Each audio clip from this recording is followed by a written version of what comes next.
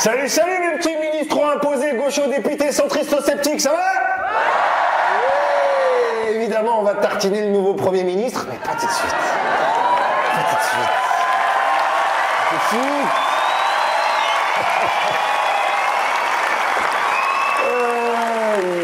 Vous venez du sang, c'est grave. Non, parce que comme on est à Grenoble ce soir, on va se parler de la soirée raciste à l'école GEM de Grenoble, là, je sais pas si... Non mais j'étais content, vu qu'on mentionnait Grenoble pour une fois sans parler de fusillade, j'étais content, tu vois. Mais bon, blackface, islamophobie, misogynie, le tacos 3 viandes, hein, comme d'hab. Ouais, moi, je pense que les gens qui font des blackface, ça veut dire une chose. Ils veulent être noirs, d'accord? Ouais. Il n'y a aucun noir qui a été invité dans une soirée whiteface, on fait pas ça. Là, où ça parle en patois auvergnat pour se foutre de la gueule des blancs, tu sais, non. Les seules fois où on se déguise comme des élèves d'école de commerce, c'est pour les entretiens d'embauche, tu vois. Bon, on n'a pas le poste quand même, hein, parce que c'est au-dessus de la cravate qu'il y a toujours la blackface, donc ça marche pas. Mais c'est vrai que le problème de ce genre d'école, c'est que c'est là où sont formées les futures élites de la nation, qu'on va retrouver peut-être au gouvernement. Hein. Et maintenant, on va parler du Premier ministre. Ouais. Bon, ils ont viré le vieux, là, Barnier, c'est fini. Hein. Barnier, il a mis plus de temps à être choisi qu'à être Premier ministre. C'est incroyable. Il n'a même pas eu le temps d'apprendre à le détester, le petit vieux. Il était vieux. Il était vieux dans l'attitude, quoi. Tu sais, les bruits qu'il faisait avant le discours, là. Tu sais, il mettait ses lunettes là. Quand tu mets tes lunettes là, c'est que t'en as plus rien à foutre de rien. T'en as même plus rien à foutre de voir. Tu ne vois rien, tu ne vois ça. Ah, et en plus, il avait la voix de Gepetto, Mosquito. Terminé, Gepetto, on va parler de Pinocchio maintenant. Macron.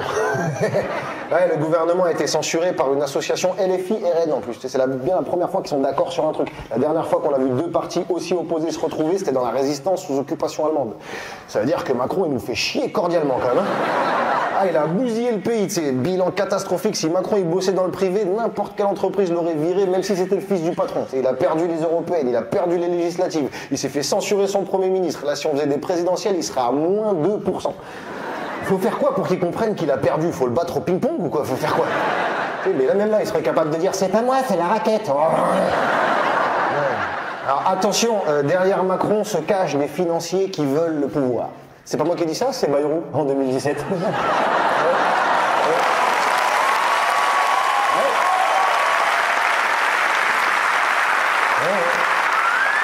Il y a que les cons qui changent pas d'avis. Et les manches-gamelles opportunistes aussi, hein, apparemment. C'était la partie de qui est la plus nulle de l'histoire, cette histoire de ministre. Est-ce que c'est une femme? Non.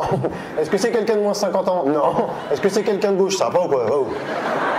Bah, tout ce suspense, c'est une sorte de Bayrou. C'est comme si pour Noël, t'attendais une PlayStation 5, elle arrivait, t'as une paire de tongs d'occasion, quoi. Bayrou, 73 ans, hein, l'avenir. Moi, je ferai jamais confiance en vieux aux politiques parce que vu qu'ils prennent des décisions pour un futur qu'ils verront pas, je peux pas faire ça. Et Bayrou, il quitte donc son poste de haut commissaire au plan dans lequel il était extrêmement performant et compétent.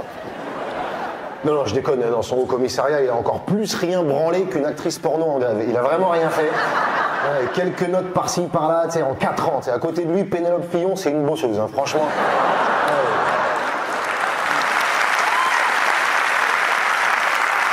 S'il en est arrivé là, c'est grâce à sa sensationnelle capacité à lécher des raies. Hein, vraiment, il a léché celle de Sarko, celle de Hollande, celle de Macron. Et il fait ça bien. Franchement, tu sais, il te met un petit coup de lac après, puis une fessée. Allez, à la prochaine, chef. Ah ouais, tu repars, t'as tous les poils dans le même sens et tout, c'est incroyable.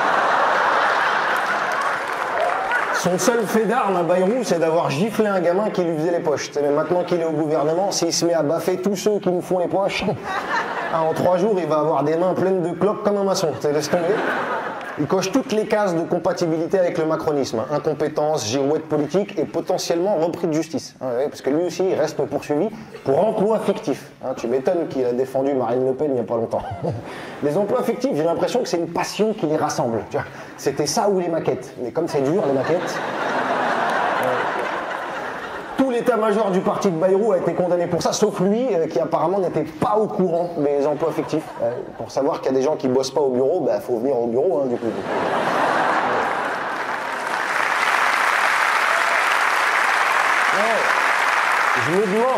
Je me demande si lui-même n'est pas un emploi fictif, tu vois. Il est déjà pas au courant de ce qui se passe chez lui, il veut nous faire croire qu'il sait ce qui se passe en France, ça marchera pas. Mais c'est pas fini pour lui, hein, parce que le parquet a fait appel et il risque 30 mois de sursis. 30 mois. La justice parle en année bébé maintenant, 30 mois.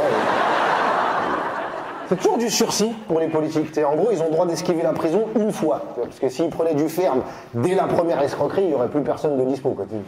Conseil des ministres, ce serait au parloir direct, au téléphone. Macron a mis du temps à choisir parce qu'il cherchait un compromis. Et il a trouvé un compromis, mais en 2 mots, c'est ça le souci. Ah, j'ai 2 mots, je sais.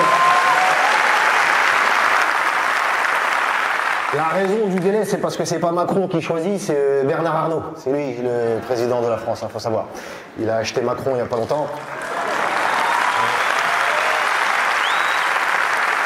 Et il n'avait pas le temps de choisir, Bernard. Il a des grosses journées, c'est crémaillère de Notre-Dame, le bilan de fin d'année de LVMH, plus les cadeaux pour les petits avant le rush.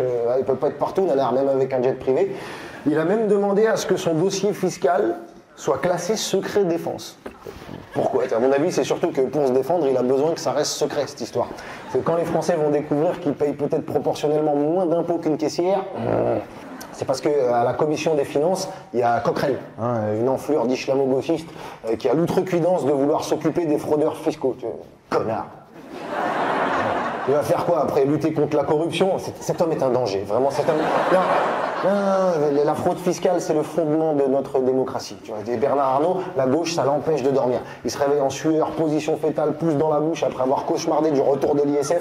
Maman, ils veulent prendre mon argent parce que c'est le leur, mais c'est mon mien. Moi. Ouais, il a peur de la gauche, mais bon, il a dit direct à Macron, pour le Premier ministre, tu prends pas quelqu'un de gauche. Donc tu peux prendre un socialiste si t'as envie. Alors, les socialistes, ils ont joué les radicaux 10 secondes, histoire de rentrer dans le NFP, parce que sinon les seuls sièges qu'ils auraient eu à l'Assemblée, c'est ceux de l'arrêt de bus en face. Le PS, c'est la taupe infiltrée dans la gauche. Le PS, c'est la droite en taquilla, en fait. Non, le socialiste, en fait, c'est l'équivalent des frères de Paul Pogba. T'as l'impression qu'ils sont de ton côté, mais ils peuvent te séquestrer pour de l'oseille. Il faut faire attention. Ça pourrait être pire, on pourrait être en Syrie, les gars. Le régime de Bachar al-Assad a été renversé par les islamistes. Bonne nouvelle, vous n'avez plus de cancer du poumon. Bon, vous avez peut-être un cancer du foie, par contre. Vous allez mourir de toute façon. Pas de la même chose. Youpi. D'ailleurs, l'armée israélienne est déjà en Syrie. Ils veulent combien de pays, exactement? Moïse, il a dit quoi au niveau cadastral? Faut qu'on se mette d'accord, parce que... Super. Ils vont occuper tellement de territoire, il n'y aura pas assez de juifs pour le remplir, vraiment. En vrai, on aurait dû leur donner l'Allemagne dès le début. C'est de leur faute si ça a commencé cette histoire.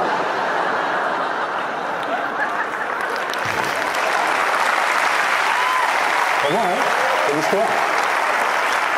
Bon, en Syrie, pour nommer un gouvernement, c'était aussi un qui est, mais plus rapide. Est-ce que c'est une femme? Là. Est-ce qu'il va appliquer la charia? Ouais, voilà, terminé, là. Tu veux. Et là, ils jouent les modérés pour l'image. C'est marrant parce que ça me rappelle un parti de chez nous, qui cache son extrémiste avec de la flûte et des chats. D'ailleurs, l'extrême droite, ils adorent Bachar. Pour Bardella, la chute de Bachar, c'était une catastrophe géopolitique. C'est moi, on dirait qu'il a perdu un pote. Le RN, d'ailleurs, ils ont de sacrés amis. Orban, Bachar al-Assad, Poutine, leur groupe WhatsApp, c'est la liste d'Interpol. C'est marrant qu'un parti qui dit que les immigrés sont tous de dangereux délinquants, violeurs et dealers, ils adorent Bachar al-Assad, un dictateur sanguinaire, tortionnaire, premier trafiquant de Captagon au monde, et un arabe en plus. Donc vraiment, le Captagon, c'est une drogue qui ferait passer le crack pour de la camomille. Ils donnent ça aux terroristes pour qu'ils restent éveillés pendant 3 jours d'affilée avec une confiance en eux inébranlable. Faut absolument en donner à Bayrou, comme ça il va bosser pour de vrai. Par contre, le Captagon, on n'en donne pas à Macron, parce que là, en termes de confiance entre son melon et le Captagon, va y avoir overdose. Mediapart.